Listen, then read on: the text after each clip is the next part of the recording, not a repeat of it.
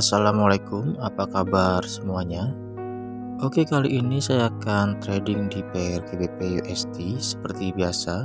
Saya akan menandai body base Ingaf di time frame 4. Analisa selalu diawali dengan menandai body base Ingaf karena trader base menganggap base adalah akhir dan awal dari sebuah pergerakan harga atau tren. Lalu kita akan tukar time frame ke time frame 1. Jika kita lihat di sini, market sudah merespon base sell tersebut dengan membuat setup sell CB1 break. Ini adalah candle CB1-nya dan ini adalah candle yang breaknya. Tapi jika kita lihat di sini, jika menggunakan setup ini, maka risikonya cukup besar karena jarak level Fibo 100 ke level Fibo 0 akan jadi semakin jauh. Jadi saya akan menunggu harga di base di time frame 1.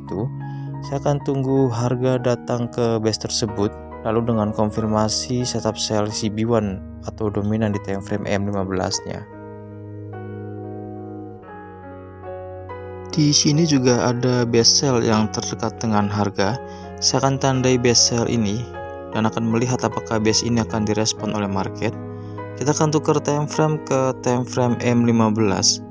Kita akan lihat di time frame M15 apakah market membuat setup sell CB1 atau dominan.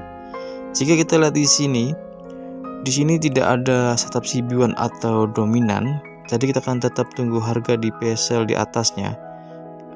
Atau jika base sell yang sekarang ini direspon oleh market dengan membuat setup sell CB1 atau dominan, maka kita bisa ambil peluang sell di sini. Berikutnya harga ada penurunan efek dari merespon base sell di time frame 1 ini, tapi penurunan ini tidak membuat setup sell CB1 atau dominan, maka di sini kita tidak ada entry. Jadi selanjutnya kita tetap akan menunggu harga untuk naik kembali dan membuat setup sell CB1 atau dominan, atau break base ini lalu naik kembali ke base berikutnya dan membuat setup sell CB1 atau dominan sebagai konfirmasi entry-nya. Oke, berikutnya market mampu break di base yang pertama dan harga sekarang berada di base yang kedua, dan market juga merespon base sell tersebut dengan membuat setup sell CB1 di time frame M15-nya. Tapi di sini saya telat entry karena seharusnya entry saat harga koreksi. Tapi saat ini harga masih berada di kisaran level Fibo 100, jadi saya akan entry di sini. Lalu seperti biasa gunakan Fibonacci, level Fibo 0 di harga terakhir di dalam tren atau di shadow, dan level Fibo 100 di body candle bear yang break candle CB1. Lalu pasang SL di level Fibo 0 dan pasang take profit di level Fibo 261. Oke, di sini setup sudah lengkap, kita hanya tinggal tunggu respon market terhadap base sell dan setup sell CB1 break tersebut. Jika market merespon maka harga akan turun ke level Fibo 261, tapi jika market tidak merespon maka harga akan naik kembali menyentuh stop loss.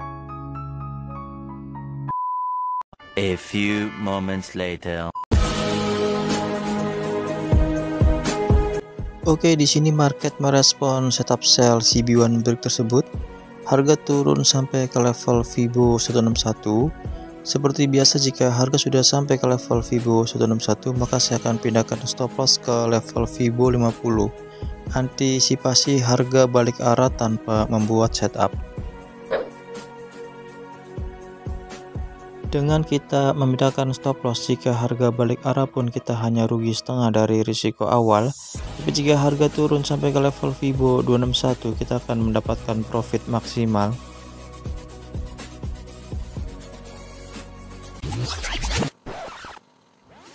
Oke, berikutnya harga balik arah tanpa membuat setup. Di sini saya melakukan kesalahan karena setelah harga break level Fibo 161, seharusnya saya pindahkan SL ke SL plus.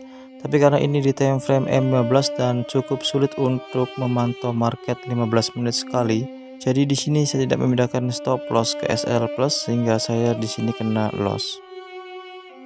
Poinnya adalah jika kita mendapatkan setup di time frame 1 yang jarak level Fibo 100 untuk entry dan level Fibo 0 untuk stop lossnya terlalu jauh, kita bisa cari atau tunggu base yang terbentuk di setup tersebut.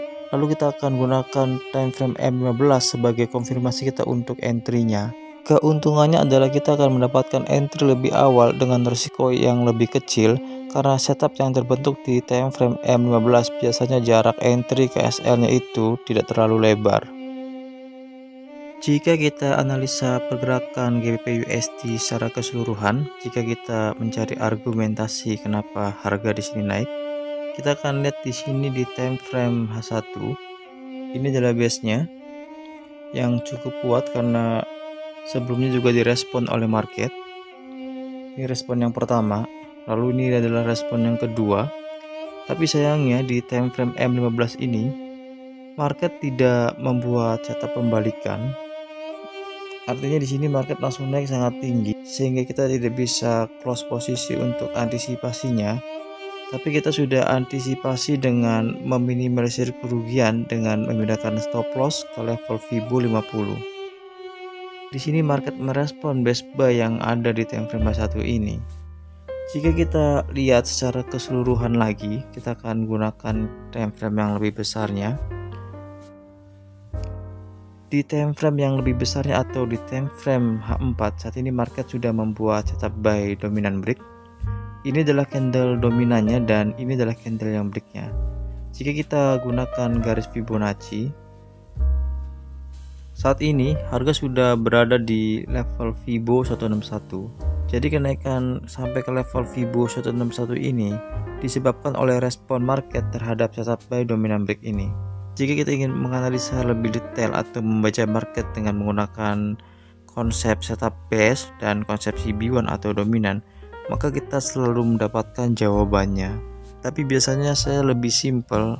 Artinya jika memang market itu tidak merespon setup yang terbentuk, saya hanya bilang setup itu tidak direspon oleh market. Tapi ada banyak trader yang suka menganalisa market. Karena itu di video-video yang terbaru saya menjelaskan atau saya membaca market menggunakan konsep base, CB1 dan dominan. Untuk trader-trader yang follow the trend, yang lebih suka entry searah dengan trend, kita bisa menggunakan konsep ini. Jika market di time frame H4 dalam keadaan bullish, lalu di time frame H1 kita cari base yang searah dengan trend tersebut. Artinya di sini kita akan menggunakan base buy. Ini adalah base-nya. Lalu untuk konfirmasi entry-nya kita bisa menggunakan time frame M15. Artinya di sini kita semi scalping. Kita akan lihat respon market pertama kali sentuh base buy ini. Jika kita lihat di sini setelah setup buy dominant break di time frame H4 terbentuk. Di time frame H1 ada dua base yang terdekat dengan harga. Kita bisa tandai kedua base tersebut. Kita akan tandai base ini juga. Lalu kita akan tukar time frame ke time frame M15. Kita akan lihat di base yang mana market akan merespon. Tentunya kita tahu jika market merespon, market akan membuat setup CB1 atau dominan. Jika kita lihat di sini di base yang pertama, market tidak membuat setup CB1 atau dominan. Artinya base ini tidak bisa digunakan lagi karena sudah di break. Kita akan hapus base yang pertama. Lalu di base yang kedua ini market membuat setup buy dominan break. Ini adalah candle dominannya dan ini adalah candle yang breaknya. Kita bisa gunakan Fibonacci lagi untuk mengukur seberapa jauh market merespon setup buy dominan break tersebut.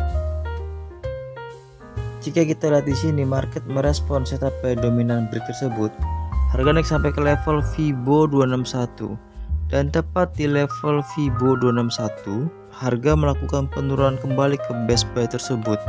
Lalu base buy ini direspon oleh market lagi dan harga naik kembali sampai ke level Fibo 161 di time frame H4-nya.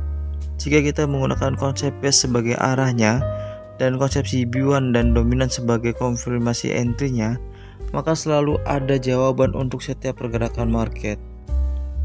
Oke, sekian videonya, semoga bermanfaat dan semoga semuanya selalu diberkahi dengan profit konsisten. Terima kasih untuk semuanya.